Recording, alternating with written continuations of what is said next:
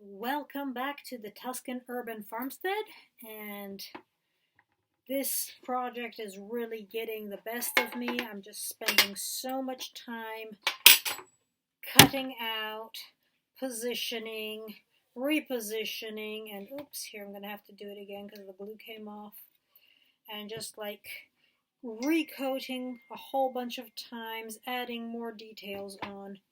So practically our tin can has gone, the original one, okay, that's the lid, the extra lid for doing the gluing on of the other pieces of paper here. So I put a different one on because the other tin cans, oh sorry, right, it's right here. This one here has already been covered with the flatting. As you can tell, it's probably a little bit more shiny than the others. I don't know if you can see that or not. Ooh, that's sticky. I thought I had put it somewhere else. Oh no, this is the other one. So this is the other lid, which goes here, but I put the original tin top from another one on precisely so that I can get that rim in there. And then, of course, like to be putting the flatting on, since it will glue it, you're going to have to find a way to preserve this edge properly. So you use tape. Simple paper tape, which is really easy, kind of like washi tape, but you can super easy to peel back off. So I just put that all around this tin can, which I've been working on all day. Positioning, re-gluing. This has at least 5 coats of glue on it. So you just put this all round about, and this is great also because you don't get your sticky fingers. And so here we go with a little bit of, sorry you can't see that. So, oops, ta-da. These all out of the way for ya. Oh, I'm going to be doing this guy too. I don't know why I put that there. Crazy silly me. Here we go. So this, pick it up. It's still kind of sticky, but it's not that bad. Put it there so it can dry. So this is the next one. This one belongs to that one. And so here we have our flatting. Well, this is transparent, resistant to UV, and I like it to be lucid.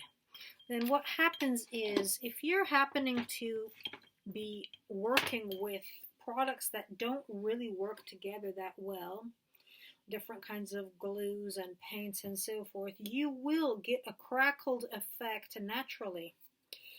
So that's another thing. I don't waste money going after the specific product for this, specific product for that.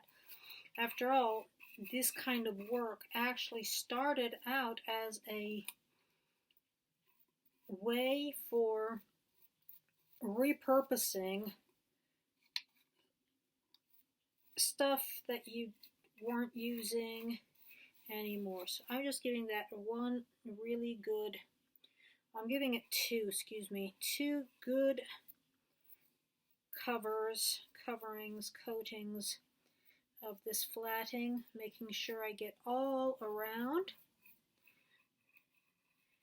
And then you want to look at it like kind of sideways to make sure you're getting everything on there, that you're not missing anything. But this, I pretty much have got all of it. So then the next step is, give me one of those. I do it this way, put something smaller underneath to work as a raised up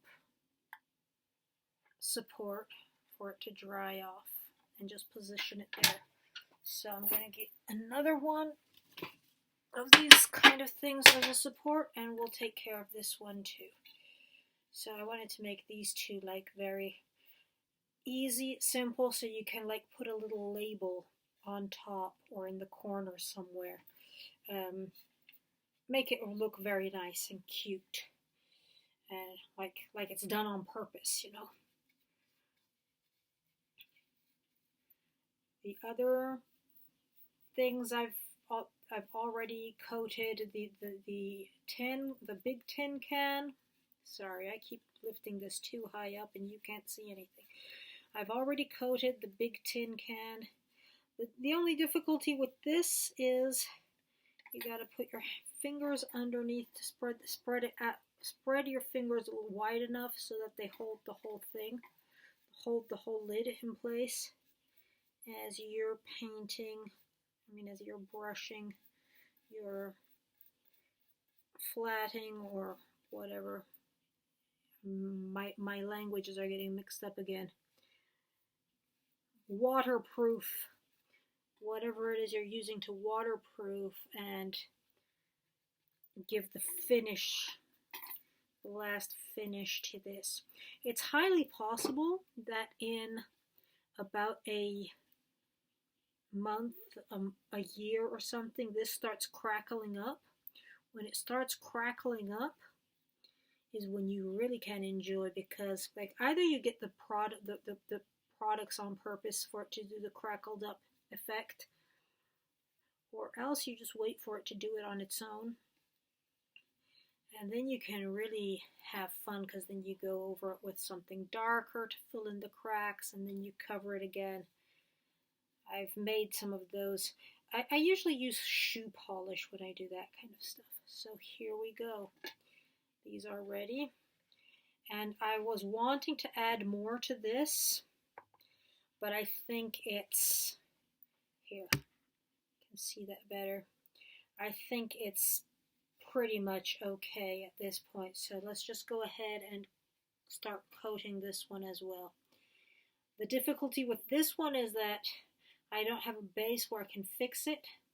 So I'm going to have to choose one place where I will place my thumb now, and I'll get back to coating the rest of it later. So here we go. First I just apply very generously. I like to keep the dilutant nearby because that helps a bit. Plus, one thing about dilutant substances, I apologize if that's not the proper word in English. I'm thinking mostly in Italian right now. It's been a long day coaching people in Italian. So once you get that, if you have that available, especially with paper kind of stuff, it kind of soaks into the paper. And so it gives it this more old, antique kind of feel to it. It kind of stains the paper in different ways. Very unpredictable. Now, of course, if you're okay with that, sometimes you might not be okay with that. Maybe you want to make it really look classy and chic and everything, in which case you don't want to be messing with the dilutant. This is a do-it-yourself, the ignorant way. Learn by trial and error with whatever materials you have available on at the moment. So then I'm going round and round like this, and the back, as you see, has already been burnt.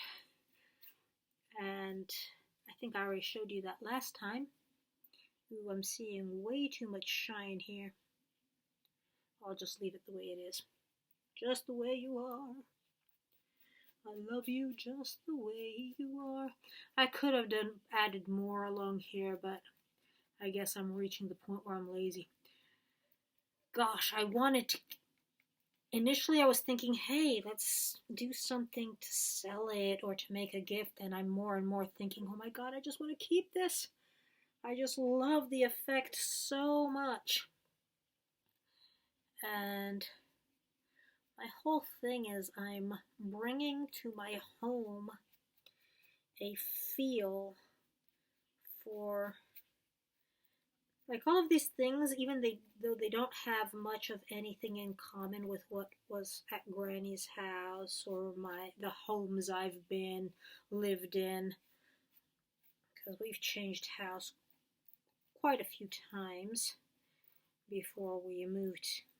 That would be my family of origin, before we moved and stayed here in Italy. And even then, there's certain places, certain feelings, certain smells, tastes which just stay with you. And it's really cool how, shall I try to do this? No, I shall not. Otherwise, I will make a big, huge mess of it. So, we pretty much, I say we, I, myself, and I, have pretty much spent all day on this and this and a wee bit on this. And yes, doing another one of these, this newer lid. Right, this newer lid here.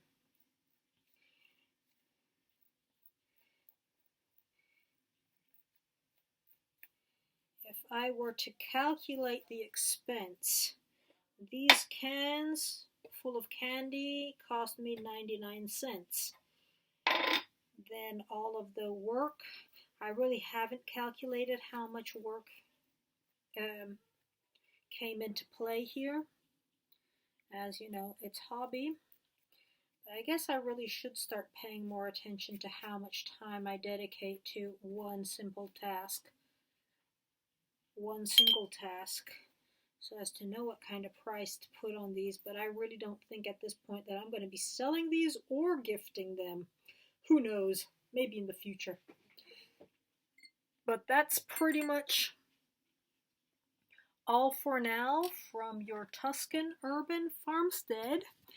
Thanks for bearing with me. And let me see, because you're getting there. I see, that's the light from the window in the back that's really bothering. Anywho, have a great continuation of your day and talk soon. Ciao for now.